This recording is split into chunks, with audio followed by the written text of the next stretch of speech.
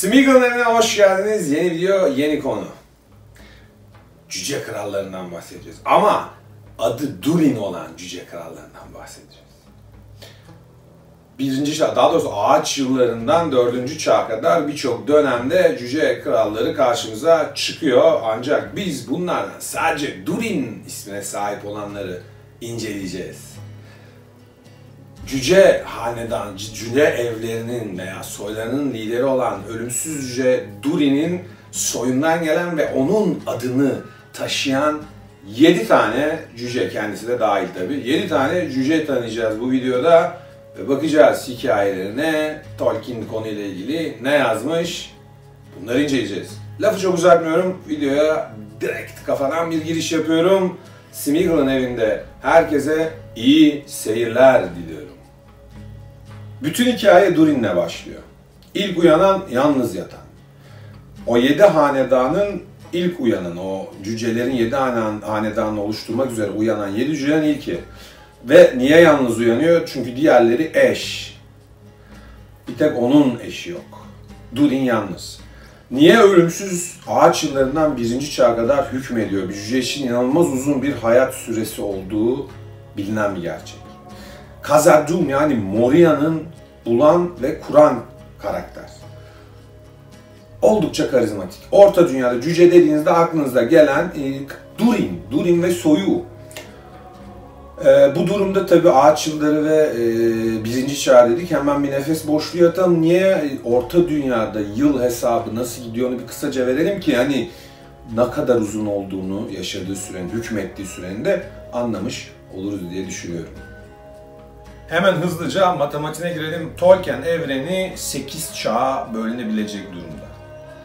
Bunların 4'ü Valar yılları dediğimiz, ki bu konuyla ilgili bir video yapacağım. Valar, Maya, Ainu nedir ne değildir. Diğer 4'ü de normal güneş yıllarıyla anlatabileceğimiz 4 tane çağ. Başlangıçta Ainu Landale yani yaratılış şarkısının olduğu dönem. Bu dönemde Tolkien evreninin ortaya çıkış hikayesi var. Daha sonra ne oluyor? Lambaların yılları geliyor. Yaklaşık 16.000 Valar yılı sürüyor. Arkasından ağaç yılları geliyor. 15.000 Valar yılı da bu sürüyor. Ve son çağı bu dönemin güneş. Güneş yıllarıyla bitiyor. 4 bölümü ayırabiliyoruz. Arkasından 4 tane de 1, 2, 3, 4. çağ olmak üzere dönem geliyor Tolkien dünyasına. Şimdi tamam söyledik 16.000 Valar yılı sürmüş lambaların çağı. Neye denk geliyor diye baktığınızda bir Valar yılı 144 güneş yılına denk geliyor. 1 dedi mi çarpı 144. Bir Valian günü yani Valar yılıydı. Bu Valian gününe döndük. O da bir aya eşit. Bizim takvimimizde. 1 saatleri ise 1 hafta olarak düşüyor. Buna göre hesabını yapın. Ağaç yıllarından başlıyor, 1. çağa kadar gidiyor. Bir 15.000 Valar yılı orada. Çarpı 144 yapıştır. Hesap bu. Bu şekilde bakıyoruz. Bir Valar yılı çarpı 144 güneş yılı. Matematik basit. Bu konuda en azından. Matematik aslında asla basit değildir. De, dünya matematik üzerine. Konu dağıldı, hadi Durin'e. 1. Durin ya da diğer ismi ölümsüz Durin. Durin the Deathless. 7 cüce hanedanın ilk uyananı. İlk uyanan yalnız yatan. Bunu devamlı söyledim. Ağaç yıllarından 1. çağa kadar krallık yapan bir karakter ki bu öngörülmeyen bir hayat uzunluğu cüceler için. Kendisi Mount Gundabad'ın altında doğuyor. Ve Kelet-Zaram gölünde gezerken o sudaki yansıması, yıldızların kafasının üzerindeki yansımasına bakıyor. Çok beğeniyor bölgeyi. Zaten Kelet-Zaram'ın suları çok ünlü. Oldukça Orta Dünya'da adı çok duyulmuş bir gölden bahsediyoruz ve buradaki sisli dağların altına Khazad-dûm'u, genel olarak kullanılan ismiyle Moria şehrini ve doğal olarak krallığını kuran kişi. Yine doğal sonuç olarak da 1. kral. Durin, Mount Gundabad'da doğduğu için o bölge cüceler için son derece kutsal sayılır. Ve bir dönem sonra orklar orayı ele geçirip cüce terminolojisini aşağıladığı için o cücelerle orklar arasındaki ünlü savaşlar ve o nefret, kan davası bu şekilde başlıyor. Kendisi dediğim gibi çok öngörülemeyecek derecede uzun bir hayat yaşıyor. Ve bu yüzden kendi soyu 6 defa reenkarnasyon geçirdiğine inanıyordu. Bu şekilde bir hikayesi var. İsmi nasıl çıkmış dediğimizde bu Erebord'un dibindeki Dale şehri, Hobbit filmiyle birçoğumuzun görsel olarak da şekillendirebildiği bir şehirden bahsediyorum. Burada konuşulan Dalish dilinden geliyor ismi. Bu Dalish dili isimleri, daha doğrusu bazı kavramları klasik bir Tolkien alışkanlığı olarak Old Norse'dan alıyor. Ne İskandinav kültürü karşımıza çıkıyor burada. Orada kullanılan bir isim Durin. Kökeni Old Norse'dan geliyor. Garantili, kaynaktan alınmış, yabancı kaynaktan alınmış, bilinen birçok yerde geçen bir bilgiden bahsediyorum. Bu şekilde isminin çıkışını söyledik, krallık yaptığını söyledik, krallığı nerede kurduğunu söyledik. Artık yavaştan 2. Durin nedir ne değildir bir oraya geçme zamanı geldi.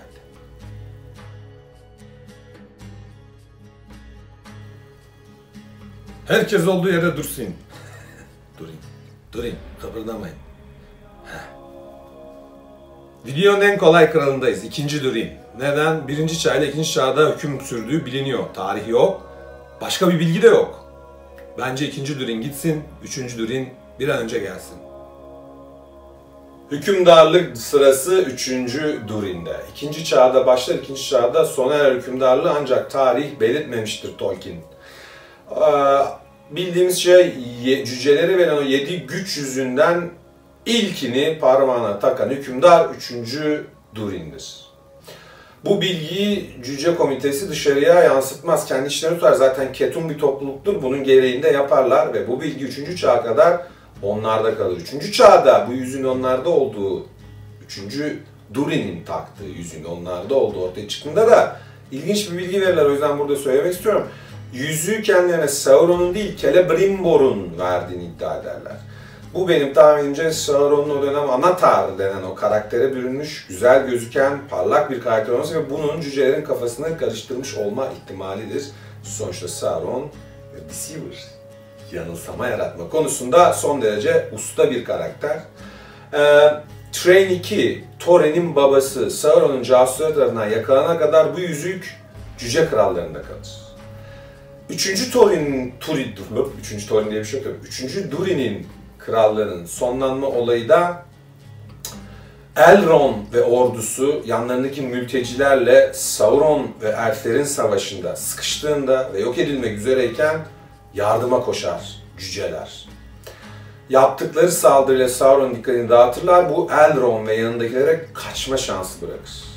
Ve bu şansı değerlendiren Elrond daha sonra Rivendell'i kuracaktır.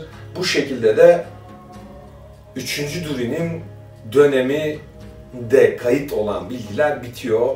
En son kuracağım cümle bu olay sonrasında Khazad-dûm'un kapıları dış dünyaya kapatılır. 4. Durin, 2. ve 3. çağda hükmeden bir kral. Khazad-dûm'un dışına çok çıkmayan bir karakter. Ancak son ittifak savaşında Sauron'un karşısına çıkan ortak elf ve insanlardan oluşan orduya Khazad-dûm cücelerinden oluşan bir yardımcı ordu gönderir. En net bilgi kendisiyle ilgili budur.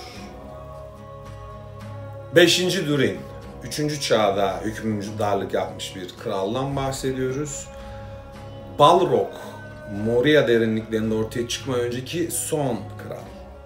O refah döneminin son kralı. Neden? Güç yüzüğü sayesinde Moria inanılmaz refah içinde yaşayan bir krallık halinde. 6. Durin. Belki de aralarında en şanssızı. Neden? Biliyoruz ki Moria, yani Khazad-dûm'un derinliklerinde Mithril çıkıyor. Çok değerli bir maden. Orta Dünya'da Mithril'i bulabileceğiniz tek yer. Doğal olarak daha hızlı kazmaya başlıyor. Daha hızlı kazmaya başlıyor. Daha derine kazmaya başlıyorlar. Ve Balrog ortaya çıkıyor. Uyandırıyorlar onu. Doğal olarak aralarındaki mücadelede 6. Durin ölüyor. Arkasından oğlu Naim 1, Balrog onu da hallediyor.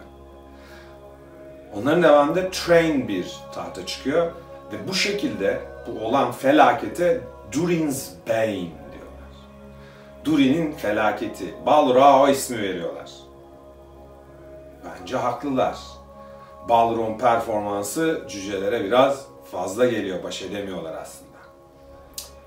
Bu şekilde Durin'in soyuna bir felaket veriyor.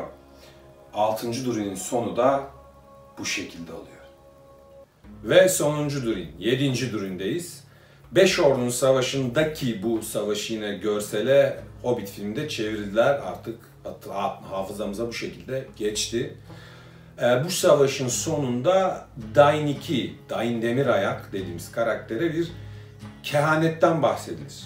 Ve burada denir ki Dain 2'nin soyundan bir hükümdar geleceğini ama bunun eski soydan da kan taşıdığını ve onun cücelerin krallığının sonuna kadar onları yöneteceği söylenir.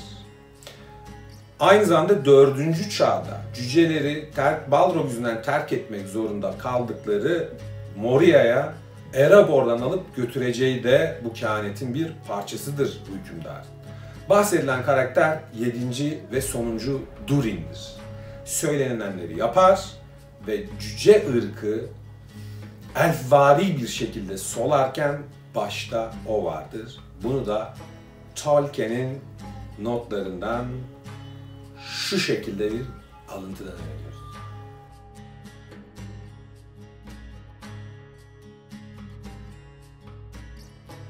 Şimdi kralları saydık ama bir grup var, bir 9'lu var. Bunlar da bu Yüzüklerin Efendisi ve Hobbit filmlerinde oynamış, gördük o filmlerde bu karakterleri.